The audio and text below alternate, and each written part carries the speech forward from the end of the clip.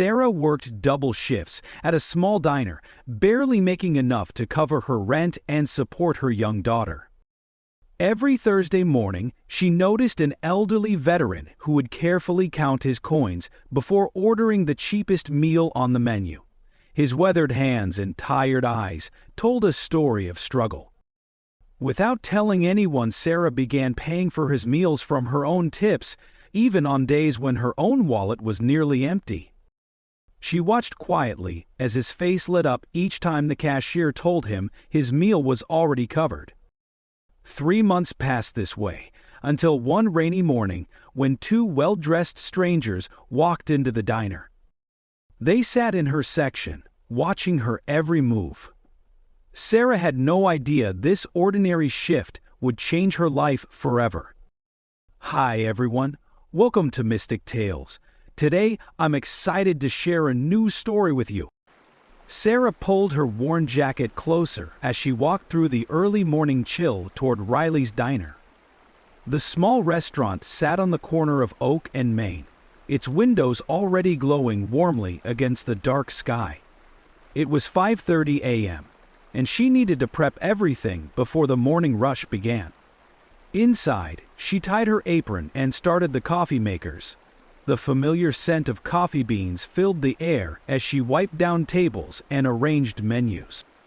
Her manager, Mike, counted the register drawer while telling her about the previous night's shift. Sarah checked her phone quickly. Her babysitter had sent a message confirming she could watch Emma, Sarah's 8-year-old daughter, for the extra hours this week. The extra shift meant more tips, and Sarah needed every dollar she could get. The bell above the door chimed at exactly 6:45 a.m. Sarah looked up to see Mr. James, the elderly veteran who came in every Thursday morning. His blue jacket had seen better days, but it was always clean and pressed. He walked with a slight limp, using a simple wooden cane for support. Mr. James sat in his usual booth by the window. Sarah noticed how he pulled out a small notebook where he kept track of his expenses. His Social Security checks didn't stretch far, something Sarah had overheard him mention to another regular customer once. She approached his table with a warm smile. "Good morning. Would you like your usual coffee to start?" The old veteran nodded, his kind eyes crinkling at the corners. Sarah saw him counting coins under the table, trying to be discreet about it. That morning, watching him calculate his limited budget, Sarah made a decision. When he wasn't looking, she slipped the cashier $12 of her own tip money. "His breakfast is covered," she whispered to Jenny at the register. "Just tell him it's been taken care of." The genuine surprise and gratitude in Mr. James's eyes when Jenny told him the meal was paid for made Sarah's heart warm, even though her tip money would be short that day. She didn't know then that this small act of kindness would be the first of many, or how it would eventually lead to something extraordinary. Every Thursday morning became the same routine. Sarah would set aside a portion of her Tuesday and Wednesday tips to cover Mr. James's breakfast. Some weeks were harder than others, especially when customers were sparse or when Emma needed new school supplies. One particularly cold morning, Sarah noticed Mr. James coughing more than usual. His hands shook slightly as he held his coffee cup. She brought him an extra cup of hot water with lemon and honey from the kitchen. "Oh, this might help with the cough," she said softly. Mr. James looked up at her with grateful eyes. "You remind me of my late wife, Margaret. She always knew how to take care of everyone." He pulled out a worn photograph from his wallet. The image showed a younger Mr. James in his military uniform, standing next to a woman with a gentle smile. As they talked, Mr. James shared more of his story. After returning from Vietnam, he and Margaret had run a small bookstore for 30 years. When Margaret got sick, the medical bills forced them to sell the store. After she passed away 5 years ago, his son David had offered him a place in Boston, where David ran his own bookstore business. "David's a good son," Mr. James said quietly. "He handles my rent, medical bills, everything major. But this place, this community, it's been my home for 40 years. I told him I wanted to stay independent, manage my own daily expenses with my pension. He respects that, even though I know he worries." Sarah understood the pride in Mr. James's voice. Like many people his age, he valued his independence. She kept quietly covering his breakfast, never mentioning it, understanding that sometimes help means letting people keep their dignity.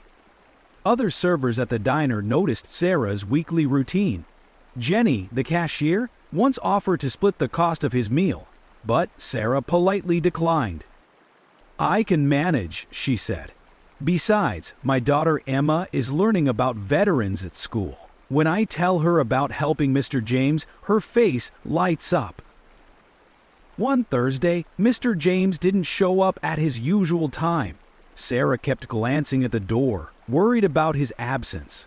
Then she noticed the back closet door standing open. She overheard another regular customer mention that the Veterans Housing Complex was undergoing some renovations, making it difficult for elderly residents to get around. That evening, while counting her tips and planning next week's budget, Sarah had no idea that Mr. James's absence was about to set in motion a series of events that would change everything. The following Thursday, Sarah was wiping down tables when she noticed two well-dressed people enter the diner. A man and woman in their 40s. They carried themselves with a professional air, but seemed slightly out of place in the modest establishment. They chose a booth in Sarah's section. As she approached their table, the woman smiled warmly. "Are you Sarah?" she asked. Sarah nodded, wondering how they knew her name. The man introduced himself as David James and the woman as Lisa James.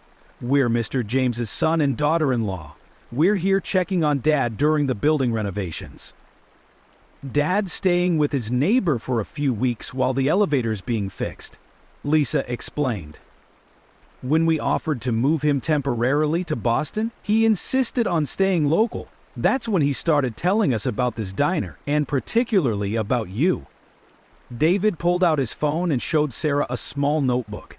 It was Mr. James's expense diary. Every Thursday for the past 3 months had an entry, "Breakfast, paid for by Angel." The old veteran had known all along that someone was covering his meals. "Dad's always been proud, independent," David said, his voice soft with emotion. "When Mom passed, he let me handle the big expenses, but he was determined to manage his daily life on his own. We respected that, but we worried. Then his recent letters started mentioning this kind waitress who seemed to understand him better than anyone." Sarah felt her cheeks warm. It was nothing special, just a few dollars each week. Lisa reached across the table and squeezed Sarah's hand. "It wasn't about the money. Dad told us how you listened to his stories, remembered how he liked his coffee, noticed when he wasn't feeling well. You treated him with dignity." "We live in Boston now," David continued.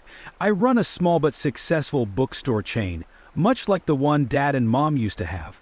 When Dad told us about you, about your kindness, we decided to drive down and meet you ourselves." Sarah listened as they spoke, unaware that this conversation would lead to an opportunity that would transform her and Emma's lives. The simple act of helping Mr. James was about to come full circle in ways she never expected. David and Lisa spent the next hour talking with Sarah during her break. They learned about her daily routine, working double shifts while raising Emma alone. Sarah shared how she'd been taking online business classes in the evenings, dreaming of someday managing her own small business. "What kind of business would you like to run?" Lisa asked, stirring her coffee. Sarah's eyes lit up as she described her idea for a small bookstore cafe. "Something like your parents' old store. she said to David. Mr. James told me how it was more than just a bookstore. It was a place where people felt welcomed, where stories were shared. David nodded thoughtfully. That's exactly how Mom and Dad ran their store. When they had to sell it for Mom's medical bills, it broke their hearts. I started my own bookstore chain trying to recreate that same feeling, but on a larger scale. He paused, exchanging a look with Lisa. We've been planning to open a new location in this area, close to Dad, something smaller, more personal than our other stores. Actually, Lisa added, we were hoping it might convince Dad to let us help more, having a family business nearby.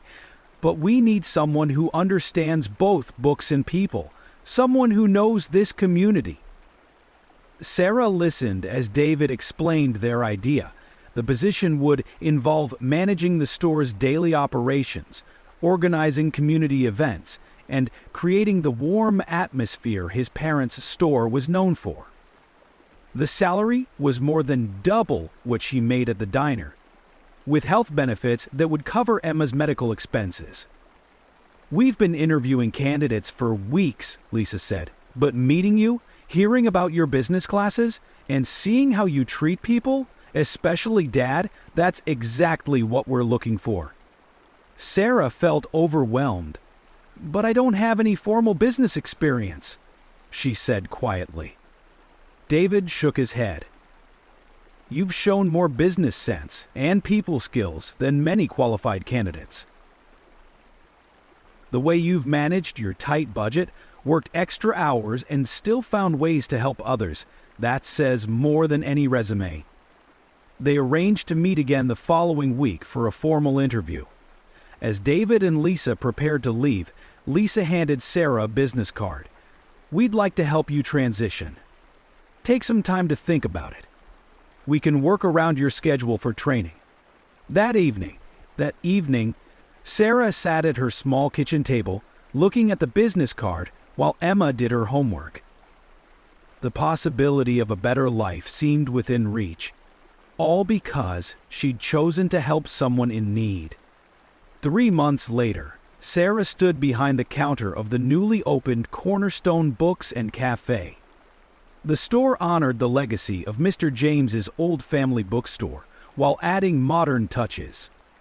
Natural light streamed through large windows, illuminating comfortable reading chairs and well-organized bookshelves. The transition hadn't been easy. Sarah spent 6 weeks training with Lisa, learning the bookstore's management system, while still working part-time at the diner. Emma's babysitter agreed to extra hours, and Sarah's manager at Riley's Diner gave her a flexible schedule during the transition. Mr. James had become the store's unofficial greeter. After David and Lisa opened the store near his apartment complex, he finally accepted their offer of a part-time role, sharing his decades of bookselling experience. 3 mornings a week, he helped customers find books and shared stories about his old store. Having a place to contribute made him feel purposeful again, and Sarah noticed how he stood taller, smiled more often. It's different than accepting charity, he told Sarah one quiet afternoon. Here, I'm giving something back. And watching you run this place, it reminds me so much of how Margaret and I started. Sarah's daughter Emma would come to the store after school, doing her homework at a small table near the children's section. The stable work hours meant Sarah could help with her schoolwork and even attend parent-teacher meetings without worrying about missing shifts. The store quickly became a community gathering spot. Sarah implemented a pay-it-forward program, allowing customers to buy coffee or books for others who couldn't afford them, inspired by how she used to help Mr. James. Local teachers started bringing their classes for reading sessions, and elderly residents found a welcoming place to spend their mornings. David and Lisa's trust in Sarah proved well-placed. The store's sales exceeded their initial projections, but more importantly, it had become exactly what everyone had hoped for. A bridge between generations, connecting Mr. James's past with Sarah's future. One evening, As Sarah was closing up, Mr. James and David sat together in the reading corner. "You know," Mr. James said, his eyes misty, "I was so stubborn about keeping my independence that I almost missed seeing this place come to life. Sometimes, accepting help opens doors for everyone." That night, as Sarah locked up the store, she remembered those mornings at the diner, counting tips to cover Mr. James's breakfast.